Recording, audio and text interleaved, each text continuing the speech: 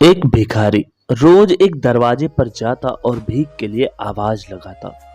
और जब घर का मालिक बाहर आता तो उसे गंदी गंदी गालियां और ताने देता कि मर जाओ, काम क्यों नहीं करते, जीवन भर भीख मांगते रहोगे।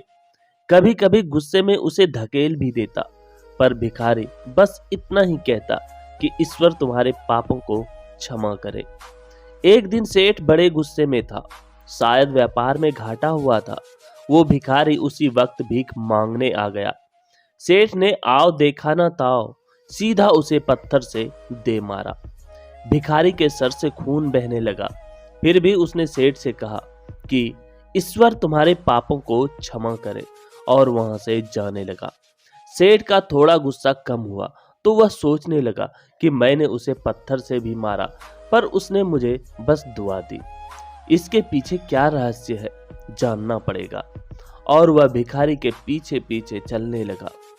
भिखारी जहां भी जाता, सेठ उसके पीछे जाता। कहीं कोई उस भिखारी को कोई भीख दे देता तो कोई उसे मारता, जलील करता, गालियां देता, पर भिखारी इतना ही कहता कि ईश्वर तुम्हारे पापों को क्षमा करे। अब अंधेरा हो चला था। भिखारी अपने घर लौट रहा था। सेठ भी उसके पीछे था। भिखारी जैसे ही अपने घर लौटा, एक टूटी फूटी खाट पे एक बुढ़िया सोई थी, जो भिखारी की पत्नी थी। जैसे ही उसने अपने पति को देखा, उठ खड़ी हुई और भीख का कटोरा देखने लगी। उस भीख के कटोरे में मात्र एक आधी बासी रोटी थी। उसे देखते ही बुढ़िया बोली, बस इतना ही और कुछ नहीं, और ये आपका सर कहाँ फूट गया?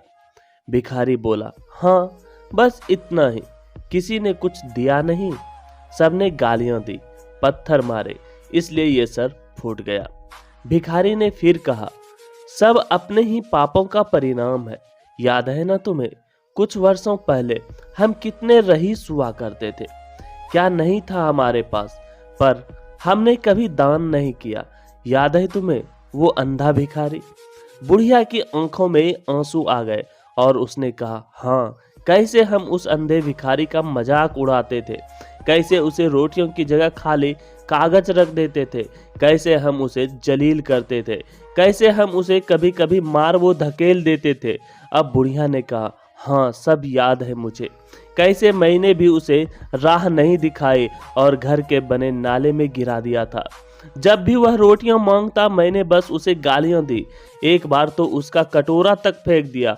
और वो अंधा भिखारी हमेशा कहता था कि तुम्हारे पापों का हिसाब ईश्वर करेंगे, मैं नहीं। आज उस भिखारी की बद्दुआ और हाय हमें ले डूबी।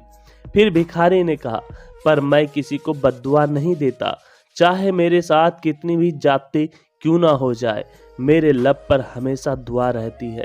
मैं अब नहीं चाहता कि कोई और इतने बुरे दिन देखे। मेरे साथ अन्याय करने वालों को भी मैं दुआ देता हूँ, क्योंकि उनको मालूम ही नहीं वो क्या पाप कर रहे हैं, जो सीधा ईश्वर देख रहा है।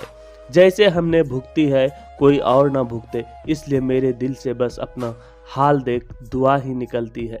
सेठ चुपके चुपके सब सुन रहा था। उसे अब सारी बात समझ आ गई थी। बूढ़े बुढ़िया ने आधी रोटी को दोनों ने मिलकर खाया और प्रभु की महिमा की बोलकर सो गए। अगले दिन वह भिखारी भीख मांगने सेठ के यहाँ गया। सेठ ने पहले से ही रोटियां निकाल के रखी थी। उसने भिखारी को दी और हल्की सी मुस्कान भरे स्वर में कहा, माफ करना बाबा, गलती हो गई। भिखारी ने कहा, ईश्वर तुम्हारा भला करे, और वो वहां से चला गया। सेठ को एक बात समझ आ गई थी कि इंसान तो बस दुआ बद्दुआ देता है, पर पूरी वो ईश्वर कर्मों के हिसाब से करते हैं। दोस्तों, हो सके तो बस अच्छा करे, वो दिखते नहीं है तो क्या हुआ, सबका हिसाब पक्का रहता है उनके पास। धन्यवाद दोस्तों।